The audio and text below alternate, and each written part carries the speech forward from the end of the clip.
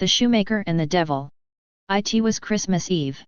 Marya had long been snoring on the stove, all the paraffin in the little lamp had burnt out, but Fyodor Nilov still sat at work.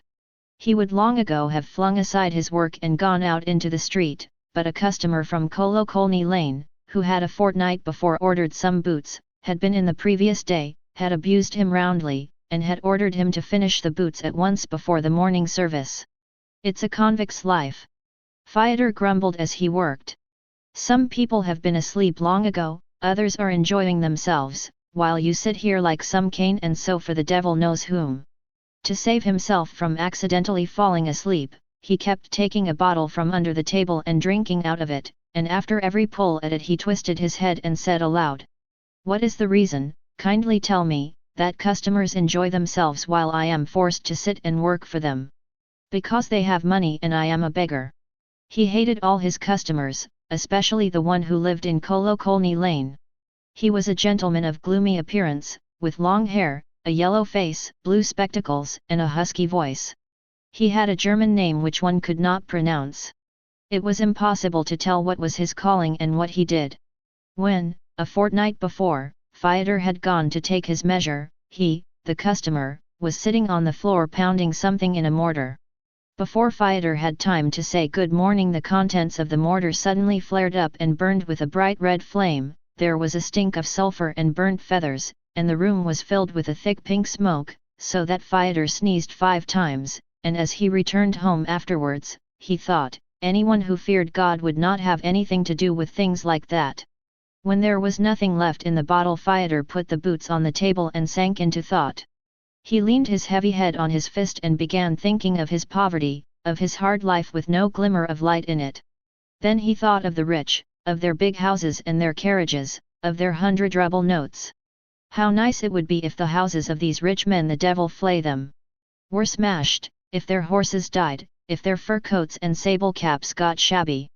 How splendid it would be if the rich, little by little, changed into beggars having nothing, and he, a poor shoemaker, were to become rich, and were to lord it over some other poor shoemaker on Christmas Eve. Dreaming like this, Fyodor suddenly thought of his work, and opened his eyes. "Here's a go," he thought, looking at the boots. "The job has been finished ever so long ago, and I go on sitting here. I must take the boots to the gentleman." He wrapped up the work in a red handkerchief, put on his things, and went out into the street. A fine hard snow was falling, pricking the face as though with needles. It was cold, slippery, dark, the gas lamps burned dimly, and for some reason there was a smell of paraffin in the street, so that Fyodor coughed and cleared his throat. Rich men were driving to and fro on the road, and every rich man had a ham and a bottle of vodka in his hands.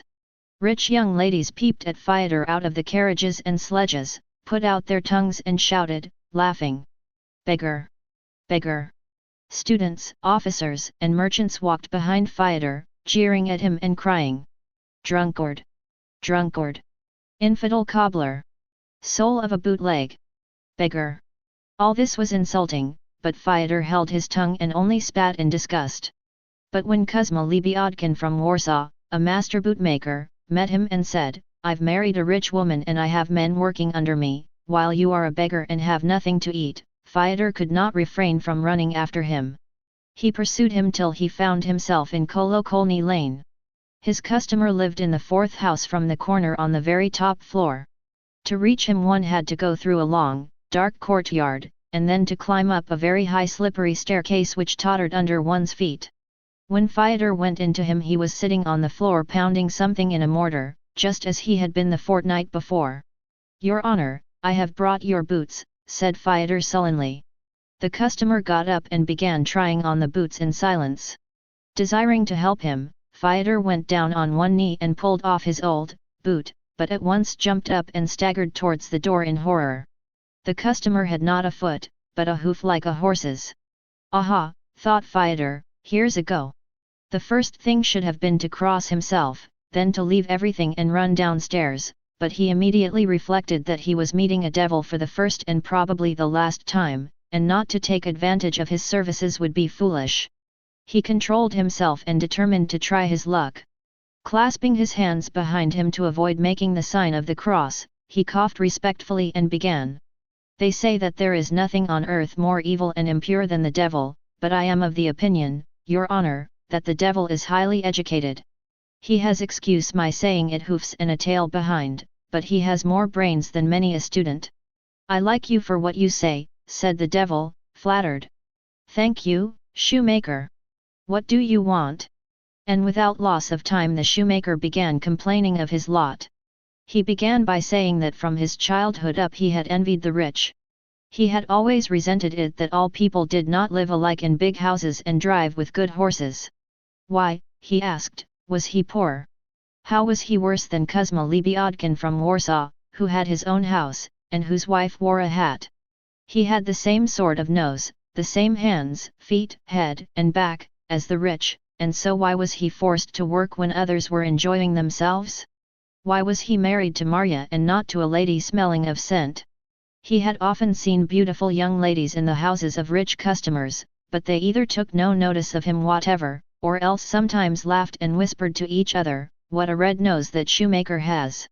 It was true that Marya was a good, kind, hard-working woman, but she was not educated, her hand was heavy and hit hard, and if one had occasion to speak of politics or anything intellectual before her, she would put her spoke in and talk the most awful nonsense.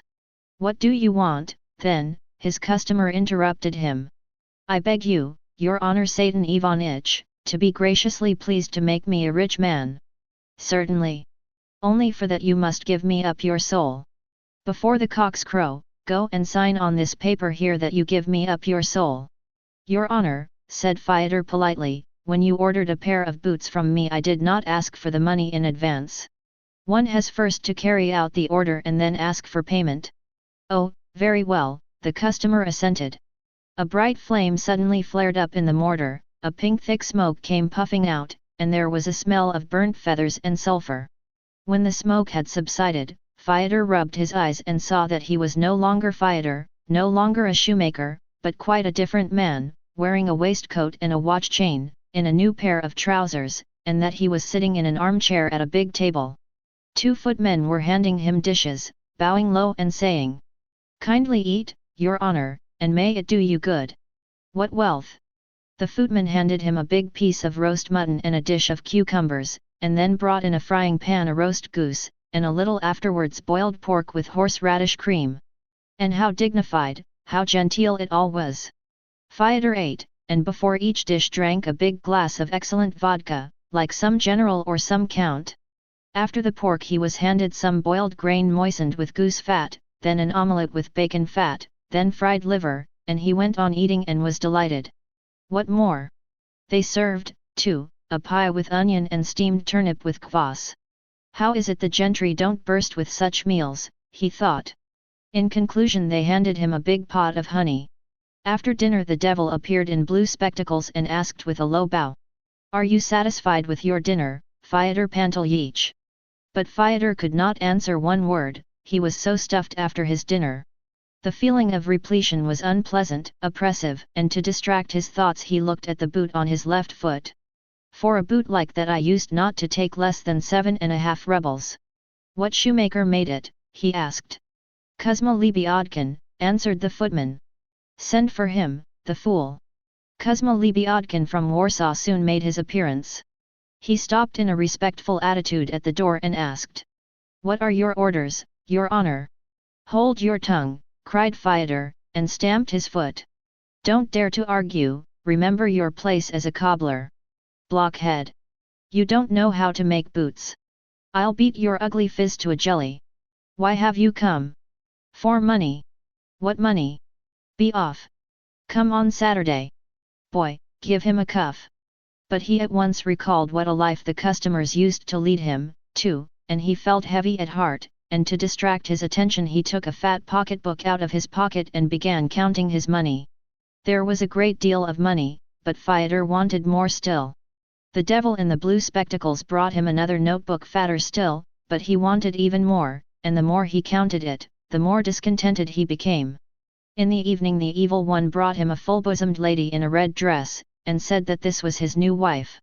He spent the whole evening kissing her and eating gingerbreads, and at night he went to bed on a soft, downy feather bed, turned from side to side, and could not go to sleep. He felt uncanny. "We have a great deal of money," he said to his wife, "we must look out or thieves will be breaking in. You had better go and look with a candle." He did not sleep all night, and kept getting up to see if his box was all right. In the morning he had to go to church to matins. In church the same honor is done to rich and poor alike. When Fyodor was poor he used to pray in church like this: "God, forgive me, a sinner." He said the same thing now though he had become rich. What difference was there? And after death Fyodor rich would not be buried in gold, not in diamonds, but in the same black earth as the poorest beggar. Fyodor would burn in the same fire as cobblers. Fyodor resented all this, and, too, he felt weighed down all over by his dinner, and instead of prayer he had all sorts of thoughts in his head about his box of money, about thieves, about his bartered, ruined soul. He came out of church in a bad temper. To drive away his unpleasant thoughts as he had often done before, he struck up a song at the top of his voice. But as soon as he began a policeman ran up and said, with his fingers to the peak of his cap, "Your Honor, gentle folk must not sing in the street. You are not a shoemaker." Fyodor leaned his back against a fence and fell to thinking, what could he do to amuse himself? "Your Honor," a porter shouted to him, "don't lean against the fence, you will spoil your fur coat." Fyodor went into a shop and bought himself the very best concertina, then went out into the street playing it. Everybody pointed at him and laughed. And a gentleman, too, the cabman jeered at him, like some cobbler. "Is it the proper thing for gentle folk to be disorderly in the street?" a policeman said to him. "You had better go into a tavern." "Your Honor, give us a trifle, for Christ's sake," the beggars wailed, surrounding Fyodor on all sides. In earlier days when he was a shoemaker the beggars took no notice of him, now they wouldn't let him pass. And at home his new wife, the lady, was waiting for him, dressed in a green blouse and a red skirt. He meant to be attentive to her, and had just lifted his arm to give her a good clout on the back, but she said angrily, "Peasant! Ignorant lout! You don't know how to behave with ladies. If you love me you will kiss my hand, I don't allow you to beat me." This is a blasted existence, thought Fyodor. People do lead a life. You mustn't sing, you mustn't play the concertina, you mustn't have a lark with a lady. Pfo! He had no sooner sat down to tea with the lady when the evil spirit in the blue spectacles appeared and said, "Come, Fyodor Pantelyich, I have performed my part of the bargain. Now sign your paper and come along with me." And he dragged Fyodor to hell, straight to the furnace, and devils flew up from all directions and shouted, "Fool! Blockhead! Ass!" There was a fearful smell of paraffin in hell, enough to suffocate one. And suddenly it all vanished. Fyodor opened his eyes and saw his table, the boots, and the tin lamp. The lamp glass was black, and from the faint light on the wick came clouds of stinking smoke as from a chimney. Near the table stood the customer in the blue spectacles, shouting angrily, "Fool! Blockhead! Ass! I'll give you a lesson, you scoundrel! You took the order a fortnight ago and the boots aren't ready yet. Do you suppose I want to come trapsing round here half a dozen times a day for my boots? You wretch! You brute!" Fyodor shook his head and set to work on the boots. The customer went on swearing and threatening him for a long time. At last when he subsided, Fyodor asked sullenly, "And what is your occupation, sir?" "I make Bengal lights and fireworks. I am a pyrotechnician." They began ringing for matins. Fyodor gave the customer the boots, took the money for them, and went to church. Carriages and sledges with bearskin rugs were dashing to and fro in the street, merchants, ladies, officers were walking along the pavement together with the humbler folk. But Fyodor did not envy them nor repine at his lot. It seemed to him now that rich and poor were equally badly off. Some were able to drive in a carriage, and others to sing songs at the top of their voice and to play the concertina, but one and the same thing, the same grave, was awaiting all alike, and there was nothing in life for which one would give the devil even a tiny scrap of one's soul.